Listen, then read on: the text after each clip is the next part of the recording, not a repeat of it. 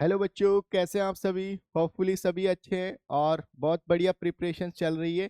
जैसे कि अब नीट में बहुत कम समय रह गया है, तो आने वाले 40 दिन के अंदर एक स्टूडेंट की क्या प्लानिंग होनी चाहिए जिससे वो एक अच्छा स्कोर कर पाए और मैक्सिमम आउटपुट गेन कर पाए। तो बच्चों, सबसे इम्पोर्टेंट चीज़ तो यही है कि आप पॉजिटिव रहिए, पॉजिटिव इंटेंट के साथ जिस तरीके से थ्रू आउट द ईयर पढ़ते आए थे उस तरीके से कंटिन्यूसली आप पढ़ते रहिए। तो डेफिनेटली आप बहुत अच्छा करेंगे। अपने हौसलों को बुलंद रखिए, इरादों को मजबूत रखिए। वो कहते हैं ना कि जिसमें उबाल हो ऐसा खून चाहिए, जीत के खातिर ऐसा जुनून चाहिए, आसमां भी धरती पर आएगा, बस इरादों में ऐसी गूंज चाहिए। तो अपने इरादे मजबूत रखिए, डेफिनेटली आप बहुत अच्छा करेंगे। तो जल्दी से हम बात कर लेते हैं कि कमिंग 40 डेज के लिए एक नीट स्टूडेंट की क्या प्लानिंग होनी चाहिए जिससे कि वो एक बहुत अच्छा स्कोर कर पाए।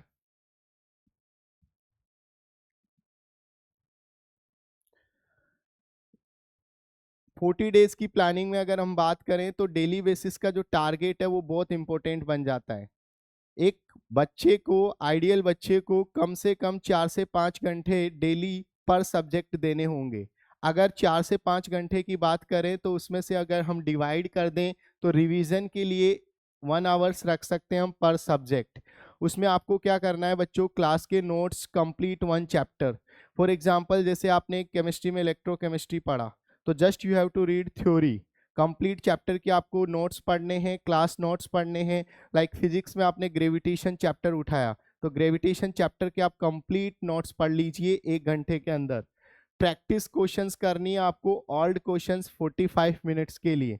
कम से कम आपको 40 क्वेश्चंस आपको करने हैं जो ओल्ड क्वेश्चंस हो। ओल्ड क्वेश्चंस का मतलब है कि प्रीवियस ईयर्स के क्वेश्चन हो सकते हैं। हो सकता है कि आपने पहले वो क्वेश्चंस किए हों आपके मॉड्यूल से या किसी रेफरेंस बुक से। नेक्स्ट जो इम्पोर्टेंट पॉइंट है वो है कि 45 मिनट्स में आपको नए क्वेश्चंस करने हैं। नए क्वेश्चन इन द सेंस कि जो क्वेश्चंस आपने पहले नहीं किए हैं, हो सकता है वो किसी दूसरी रेफरेंस बुक से हो या किसी दूसरे मटेरियल से हो।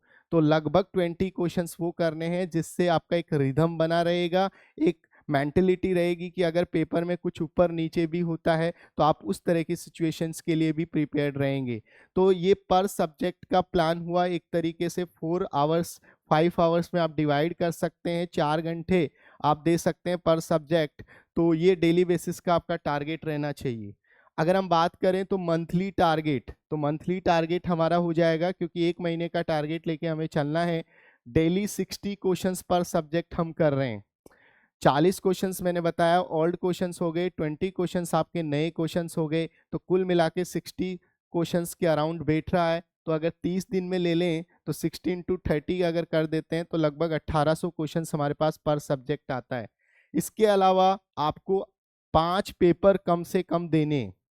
देखो, जितना ज़्यादा हम पेपर देते हैं वो हमारे लिए बेनिफिशियल होता है, लेकिन कम से कम 5 पेपर तो आपको देने होंगे। 5 पेपर के बेसिस पे अगर हम बात करते हैं तो लगभग हमारे पास 200 एक्स्ट्रा क्वेश्चंस आ जाएंगे पर सब्जेक्ट। क्योंकि जब आप पेपर देंगे तो कुछ नए क्वेश्चंस आपको दिखाई देंगे, कुछ नए ऑप्शंस आपको दिखाई देंगे, कुछ नए स्टेटमेंट्स आपको दिखाई देंगे। तो अगर कुल मिला के बात कर ले तो लगभग 200 क्वेश्चंस के आसपास, 200 250 क्वेश्चंस के अराउंड हमारे पास नए क्वेश्चंस होंगे। तो अगर ओवरऑल हम देख लिया जाए तो 30 दिन के अंदर हम लगभग 2000 क्वेश्चन के आसपास पर सब्जेक्ट कर पाएंगे। और 2000 क्वेश्चंस मोर देन सफिशिएंट होता है नीट जैसे कंपटीशन एग्जाम के लिए। प्रैक्टिस को बढ़ाने के लिए, अपनी कंसिस्टेंसी को मेंटेन करने के लिए, अपने रिदम को मेंटेन करने के लिए अगर आप 2000 क्वेश्चंस कर लेते हैं तो मोर देन सफिशिएंट है। बैकलॉग कैसे कवर करना है, आप 2 घंटे बैकलॉग के लिए दे सकते हैं। अगर आपका सब्जेक्ट्स में बैकलॉग है, आपको क्या करना है, आपको लेक्चर देखना है 1.5 आवर्स। हो सकता है कि बहुत सारे बच्चे हैं कि सर मैंने तो पीरियोडिक टेबल उस टाइम पढ़ा ही नहीं था, मैंने तो पीरियोडिक टेबल को रहने दिया था। हो सकता है कि सर मैंने पी ब्लॉक 11th का नहीं पढ़ा था, सर मैंने ऑर्गेनिक केमिस्ट्री में प्रैक्टिकल वाला पोर्शंस नहीं पढ़ा था, सर मैंने सॉलिड वाला चैप्टर नहीं पढ़ा था, फिजिक्स में मैकेनिकल प्रॉपर्टीज ऑफ सॉलिड वाला चैप्टर रहने दिया था, सर मैंने रे ऑप्टिक्स के फॉर्मूले अच्छे से नहीं देखे थे। तो आप उसके लिए क्या कर सकते हैं कि 1.5 आवर्स पर डे अगर आप बात करें तो बैकलॉग के लिए प्लान कर सकते हैं। और रिलेटेड अगर क्वेश्चंस बात करें तो आप 30 मिनट के अंदर कुछ उसी टॉपिक से रिलेटेड क्वेश्चंस कर सकते हैं।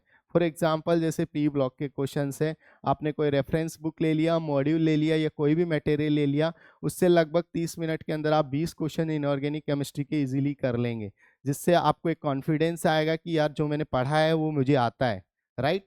तो इस तरीके से 40 दिन के अंदर आप लगभग 40 लेक्चर्स कवर करेंगे, राइट, और 4 से 5 चैप्टर पर सब्जेक्ट आप इजीली कर पाएंगे। तो ये आपके लिए बहुत बेनिफिशियल होगा, और इसी स्ट्रेटेजी के साथ आप जाएंगे तो नीट में एक अच्छा स्कोर कर पाएंगे, और अच्छा स्कोर करेंगे तो एक अच्छा मेडिकल कॉलेज आपके लिए वेट कर रहा है।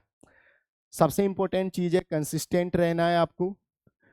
जो आने वाला मंथ है बेटा, बहुत ज़्यादा ओवर थिंकिंग होती है, अवॉइड करना है ओवर थिंकिंग को, पॉजिटिव माइंडसेट के साथ जाना है, मोटिवेट रहना है, और सबसे इम्पोर्टेंट चीज़ है कि आपको डेली बेसिस पे कुछ ना कुछ एक्सरसाइज करते रहना है, अपनी बॉडी को रिलैक्स रखना है, पॉजिटिव माइंडसेट के साथ ही करना है। और अगर आप इस प्लान को डेफिनेटली फॉलो करते हैं तो ऐसा कुछ नहीं है कि नीट कोई बड़ी कंपटीशन एग्ज़ाम है, ठीक है यहाँ पे नंबर ऑफ क्राउड ज़्यादा है, लेकिन अगर आप अपना ईमानदारी के साथ 110% देते हैं तो डेफिनेटली आप इस चीज़ को कर ले जाएंगे। तो wish you a very all the best. Last में जाते जाते यही कहूँगा कि तैयारी ऐसी करो कि सिलेक्शन हो जाए, कि तैयारी ऐसी करो कि सिलेक्शन हो जाए, और सिलेक्शन ऐसा हो कि तहलका हो जाए। तो wish you very all the best, give your best, positive और कंसिस्टेंटी के साथ इसी तरीके से कंटिन्यूसली काम कीजिए, definitely you will get success. Thank you, जय हिंद।